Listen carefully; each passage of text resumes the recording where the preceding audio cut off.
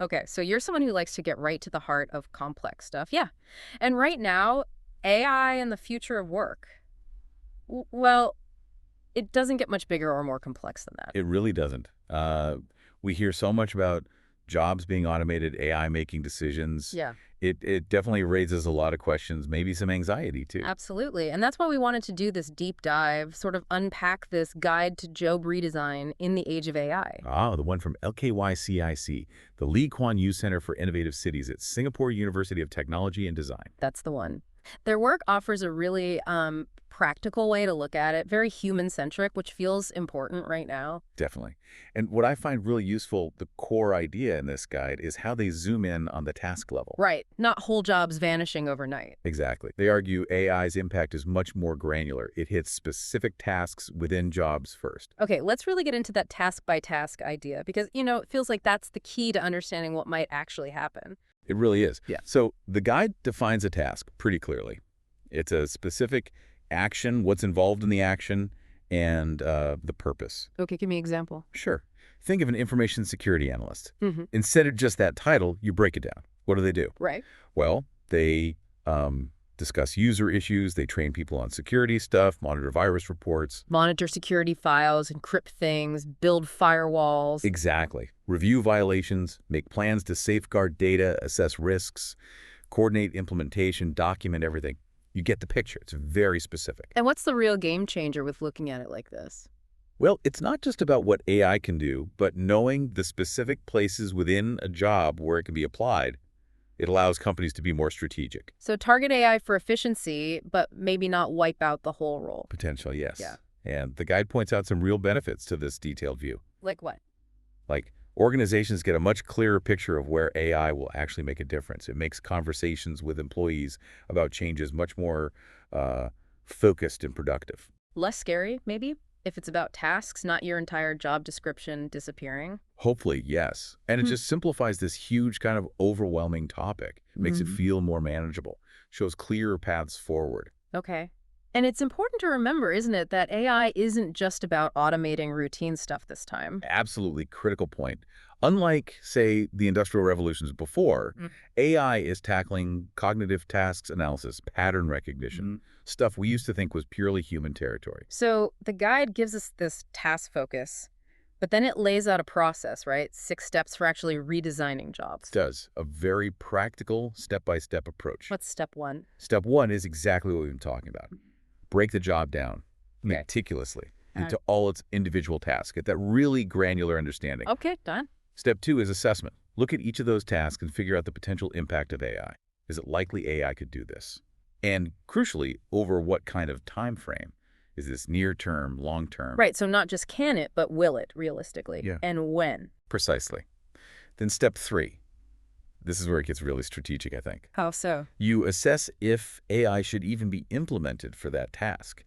It's not just about technical possibility anymore. Ah, so you bring in other factors. Yes. Business goals, risks, company values, those human-centric principles.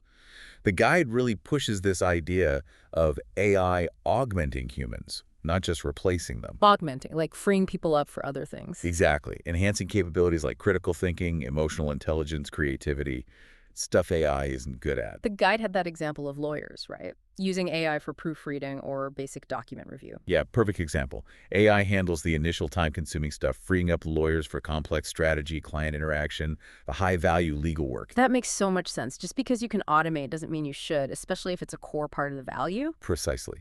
Which leads right into step 4, consultation. Talking to people. Talking to managers, and really importantly, talking to the employees themselves. Ask them which tasks they find valuable or meaningful.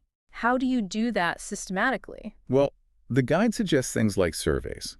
Ask about task importance, how much effort it takes, does it impact client satisfaction, how much client interaction is involved, even how open they are to automating certain things. Okay, so you get the employee perspective directly. Yeah, because you really don't want to automate the tasks people love doing or the ones that are crucial for team cohesion or client relationships, even if it looks efficient on paper. That could seriously backfire on morale, couldn't it? The guide explicitly warns about that, negatively impacting engagement if you automate highly valued tasks. It's a key risk. Okay, so we've broken down tasks, assessed AI potential, decided if we should use it, and consulted employees. What's step 5? Step 5 is about timing the implementation. How do you roll this out? Like all at once or bit by bit? Exactly. A phased approach versus a sort of big bang. The decision depends on a lot of things. Gotcha. How much change is involved, the organization's capacity to support it, training, IT support, etc. Resources available, the company culture, and crucially, employee readiness for the change. A phased approach sounds, well, more human. Generally, yes. The guide leans towards a gradual, human-centric rollout. It allows for learning, adjustments, less disruption. Okay, makes sense. And the final step, step 6. Step 6 is recombination, putting it all back together. You take the transformed tasks, some automated, some augmented, some still purely human, and you reconstruct the future job role. So designing the new job. Pretty much. Thinking about what skills are needed now, mapping existing skills in the workforce, identifying training gaps. And making sure the new role is actually, good for the employee. That's vital. The guide stresses that employees need to see the benefit, the opportunity in these redesigned roles. This whole task-based thing, it seems like it could do more than just reshape existing jobs. The guide talks about career pathways. Yes, this is where it gets really powerful, I think. If you have this detailed breakdown of tasks across different jobs in the organization. You can see overlaps. Exactly. You start seeing connections you might miss just looking at job titles. The guide mentions the LKYCIC tasks skills stack. Think of it like a big map of all the tasks and the skills they require. So like a skills inventory, but based on actual tasks performed. Sort of, yeah. It integrates various data sources. And with that, you can see where, say, a finance person and maybe a risk management specialist actually do very similar things day to day. Ah, so identifying those shared tasks creates potential bridges. For internal moves, maybe? Precisely. It makes internal mobility pathways much clearer. And the flip side is also useful. Identifying tasks that are not similar helps you pinpoint exactly where you need to focus training and development efforts for someone to make a transition. That's really practical. It's not just guesswork about training needs. Right. And it goes beyond the obvious moves. The guide pushes us to challenge assumptions about job relatedness. How so?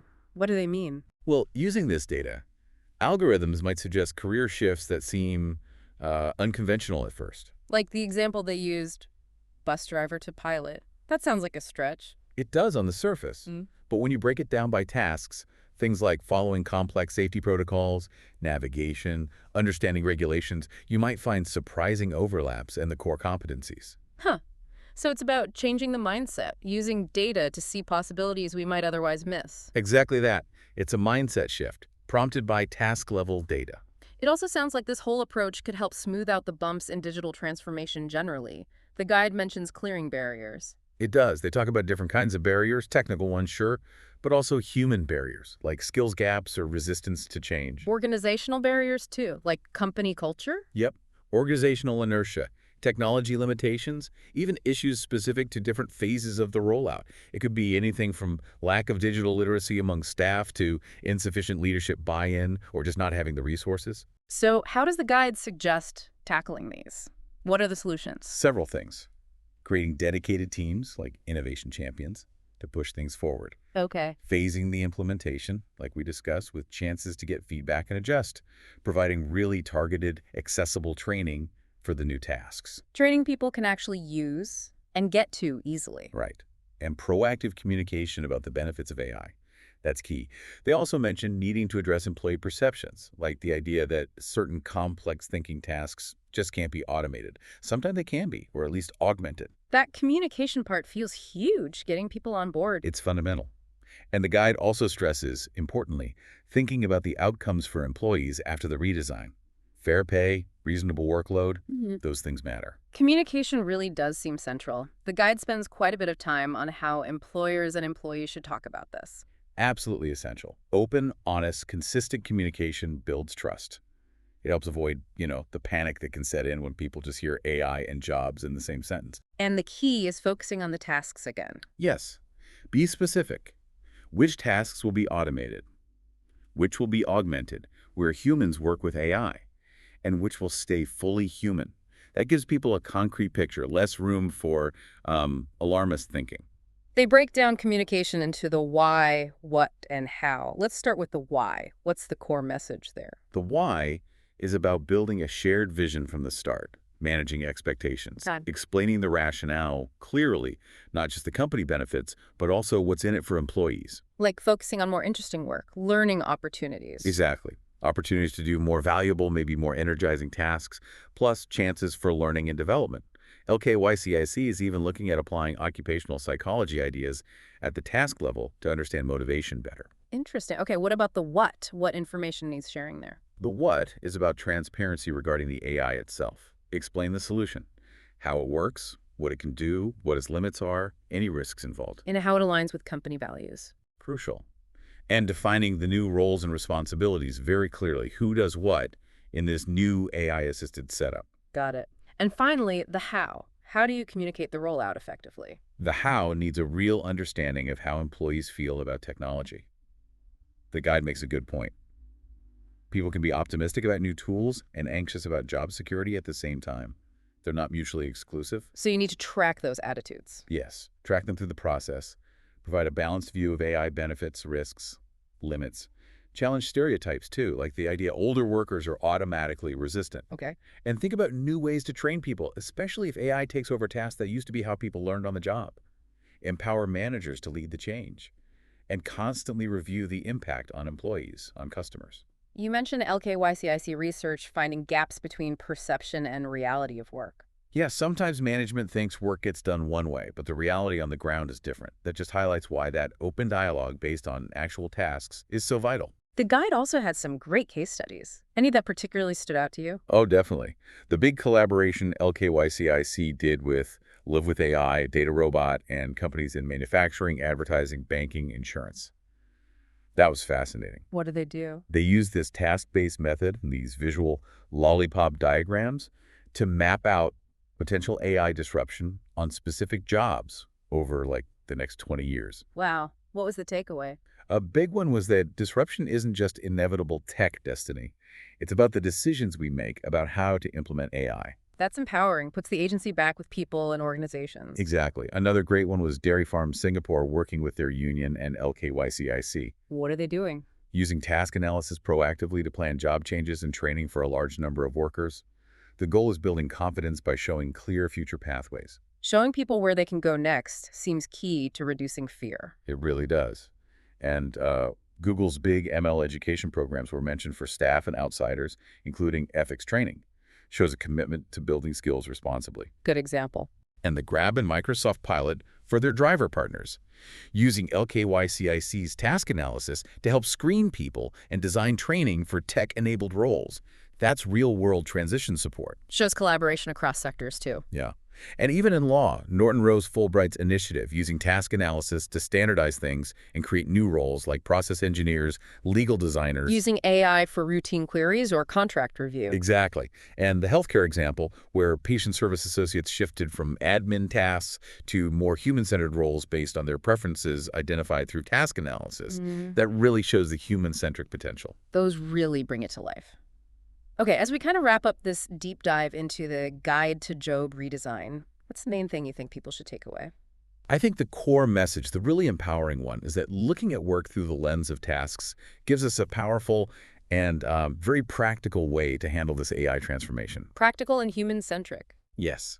It allows for that detailed, human-focused approach. It benefits companies and employees because it brings clarity, it helps spot opportunities you might have missed, and it makes communication about change much, much more effective. Okay, so here's maybe some final food for thought. Thinking about all this, it feels like proactively redesigning jobs around tasks, carefully weighing the tech and the human value. It's not just about the economy, is it? No, it feels bigger than that. It seems like it's also fundamentally about, I don't know, individual dignity, ensuring a better, more equitable future as work changes so dramatically. Absolutely. It really prompts that question, doesn't it? How can you in your own world, your own company or industry, start using this task-based thinking? How can you use it to anticipate change and, more importantly, actively shape a better future of work? Yeah. And if you want to explore this more, definitely check out the Guide to Job Redesign in the Age of AI. It's packed with the methodologies and more case studies. It's a really valuable resource. So maybe consider the questions we've talked about. Start a conversation where you work. It really does seem like getting down to that task level might just be the key to finding a clearer, more human way forward with AI.